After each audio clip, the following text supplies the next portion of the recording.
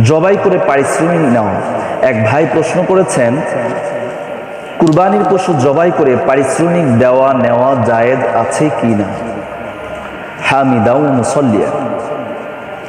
আমি ভাইকে বলতে চাই, টাকা পয়সা ইত্যাদি পারিশ্রমিক হিসেবে দেওয়া জায়েজ, নেওয়াও জায়েজ।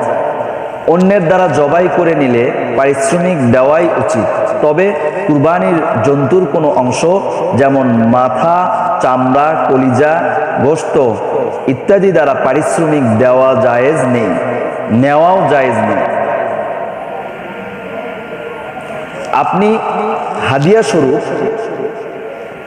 কুরবানির পশুর গোশত দিতে পারেন, কিন্তু পারিশ্রমিক হিসেবে না। পারিশ্রমিক হিসাবে আপনি টাকা দিলেন, এরপরে হাদিয়া হিসাবে আপনি গোশত দিতে পারেন। অল্পও দিতে পারেন, আবার বেশিও দিতে পারেন, সেটা আপনার ব্যাপার।